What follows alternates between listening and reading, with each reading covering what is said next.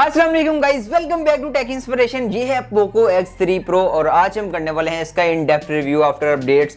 काफी ज्यादा लोग अभी भी स्मार्टफोन को ना परचेज करने का सोच रहे होते हैं कि अली भाई गेमिंग के लिए क्या पोको X3 Pro को परचेज कर लेना चाहिए या इसका कैमरा कैसा, या अभी के टाइम पे 2022 में क्या इस स्मार्टफोन को परचेज करना चाहिए या नहीं करना चाहिए, इसका यूज मार्केट में प्राइस क्या चाह रही है, वो सब कुछ ना आज की वीडियो में कवर होने वाला है। तो आज की वीडियो में पोको X3 Pro का एक लॉन्ग टर्म रिव्यू करने वाला हूँ जिसमें सारी चीजें डिस्कस करने वाला हूँ कि लाइक इसका कैमरा आफ्टर अपडेट्स किस तरह का परफॉर्म कर रहा है, इसकी पबजी किस तरह परफॉर्म कर रही है, ओवरऑल परफॉर्मेंस कैसे निकल के आ रही है, सब कुछ आज की वीडियो में आपको देखने को मिल जाएगा।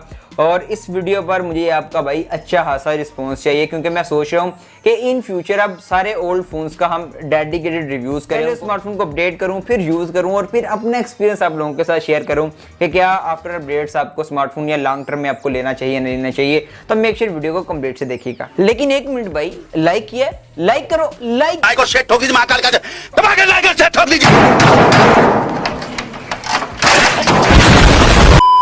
पर हम इस वीडियो में ना ज्यादा ऐसे नंबर गेम में नहीं घुसने वाले, मैं एक्चुअल में रियल टाइम एक्सपीरियंस शेयर करने वाला हूँ आप लोगों के साथ कि लाइक इस फोन को अपडेट करने के बाद इसमें क्या क्या चीजें अच्छी हुई हैं या क्या क्या चीजें बुरी हुई हैं, या मेरा एक्सपीरियंस कैसा निकल गया है, आपको ये बाय करना नहीं करना, वो सब कुछ आज की वीडियो में कवर करने वाले हैं।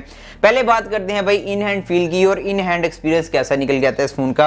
वेल देखिए, इस फोन का जो वेट है ना वो अराउंड 228 ग्राम के आसपास है रियल टाइम में। तो 228 ग्राम लाइक एक पाव के आसपास का वट है, तो थोड़ा सा आपको बल्कि जरूर लगने वाला है। अगर आप मेरी तरह के यूजर हैं जो कि लाइट वेट फोन यूज करते हैं, लाइक जिस तरह मेरे पास Realme 8 है या कोई और फोन भी आप यूज करते हैं जो कि लाइट वेट है, तो फिर आपको डेफिनेटली एक वाजिया तौर पर फर्क देखने को मिलने वाला है। लेकिन अगर आप एक ऐसे यूजर हैं जो कि पावर 2 जैसे फोन यूज कर रहे हैं तो फिर आपको दोनों में कोई भी फर्क महसूस नहीं होने वाला।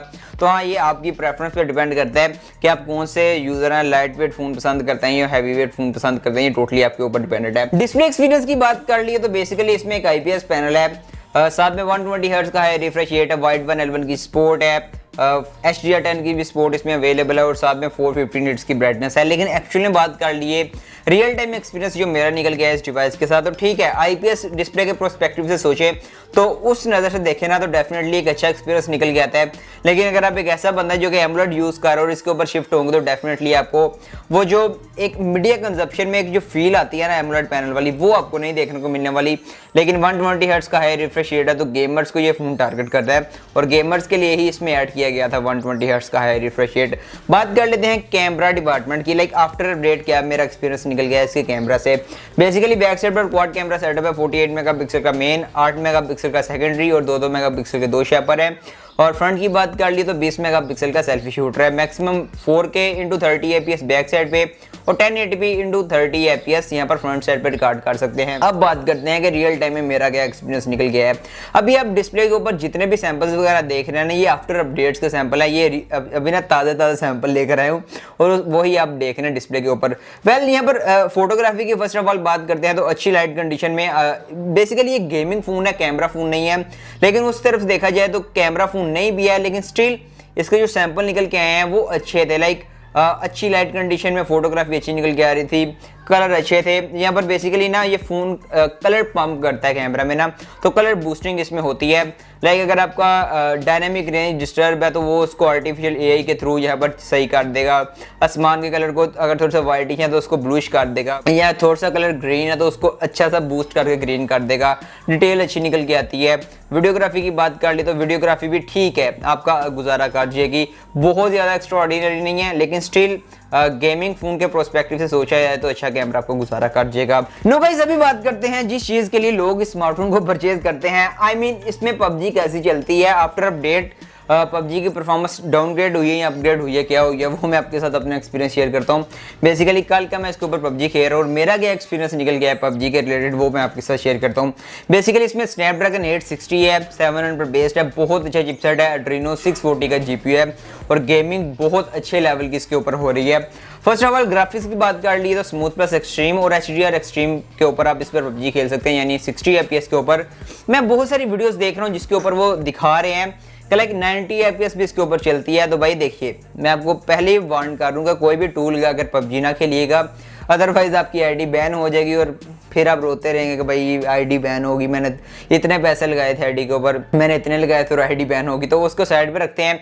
इसके ऊपर मैंने TTM खेली है, लिविक खेली है या बाकी सारे मैप्स खेले हैं। मेरा एक्सपीरियंस काफ़ी अच्छा निकल गया है और साथ में जायरो बहुत अच्छे तरीके से वर्क कर रही थी और साथ में इसके ऊपर मैंने PUBG खेलते दौरान स्क्रीन रिकॉर्डिंग की है, ताकि कुछ लोग ऐसे होते हैं जो कि यूट्यूब वीडियोज़ के लिए लेते हैं, लाइक एक चैनल बनाया हुआ है गेमिंग चैनल, उसके ऊपर PUBG गेम प्ले करके अपलोड करते हैं रिकॉर्ड करके, तो वो भी कोई भी डिले वगैरह नहीं है। The blue team has scored for the first time.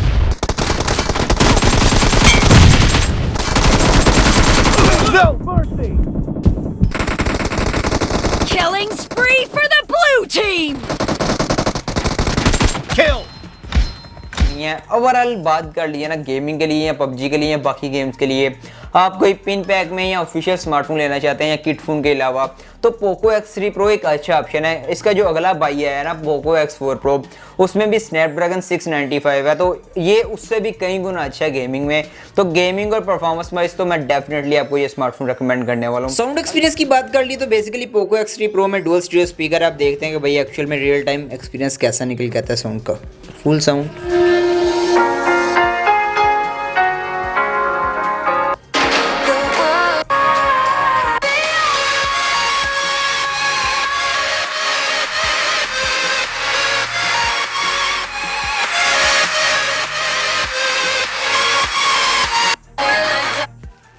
Sound experience भाई बहुत अच्छा है, डुअल स्टीरियो स्पीकर है और जो एक्चुअल में एक बैलेंस टोन निकल के आती है ना, वो एक्सपीरियंस काफ़ी अच्छा कर देती है। बैटरी डिपार्टमेंट की बात कर ली तो 33 वाट की फास्ट चार्जिंग है, 5160 mAh की बैटरी है और बैटरी बैकअप आपको अच्छा देखने को मिल जाता है। बैटरी का साइज बड़ा है, फ़ोन उसकी वजह से थोड़ा सा बल्कि हो जाता है, लेकिन बैटरी बैकअप आपको अच्छा देखने को मिल जाता है। अभी बात करते हैं कि भाई आपको ये स्मार्टफोन कितने प्राइस टैग में मार्केट में देखने को मिलेगा और कितने में आपने परचेज करना है और किसने परचेज करना है और किसने परचेज नहीं करना।